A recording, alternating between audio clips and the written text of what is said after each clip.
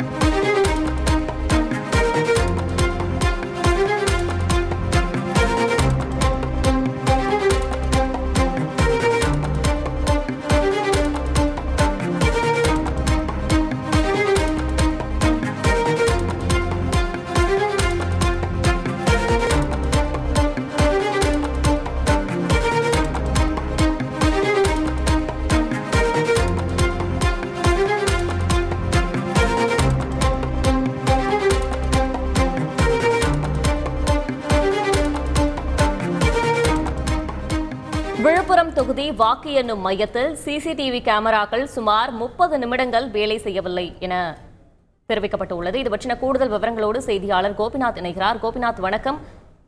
கேமராக்கள் சுமார் 30 நிமிடம் வேலை செய்யாததற்கான காரணம் என்ன? மாவட்ட நிர்வாகம் தரப்பிலிருந்து அதற்காக அளிக்கப்பட்டுள்ள விளக்கம் என்ன?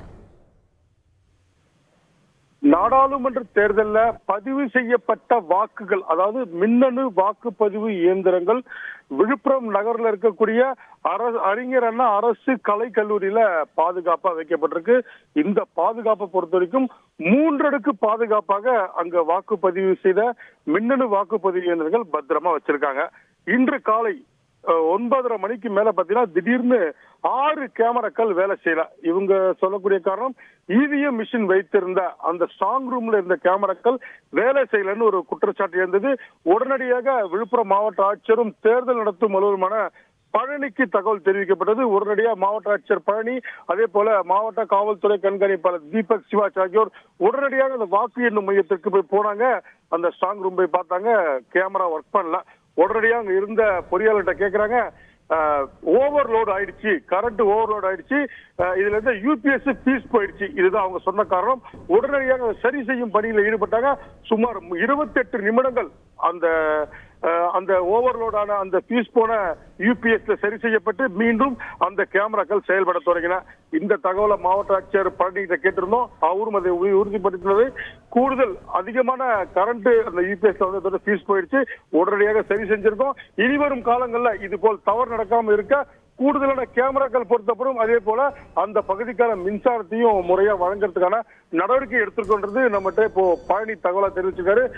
விழுப்புரம் நாடாளுமன்ற உறுப்பினர் ரவிக்குமார் தற்போது விழுப்புரம் மாவட்ட ஆட்சியர் பழனியை பார்த்து ஒரு கோரிக்கை மனுவும் கொடுத்திருக்காரு. இது ஒரு புகாராகவும் எடுத்துக்கலாம் அப்படின்றதான் தற்போது வந்து நமக்கு விடுதலை சிறுத்தை கட்சியின் வேட்பாளர் ரவிக்குமார் நமக்கு தகவலா தெரிவிச்சிருக்காரு. முதல் கட்டமா இவர் தான் முதல்ல இந்த கேமரா நின்று போறதுக்கு காரணம் என்ன, இது குறித்து விளக்கம் கேட்டும் இதை புகாராகவும் தற்போது மாவட்ட ஆட்சியர் பழனியிடம் தெரிவிச்சிருக்காரு.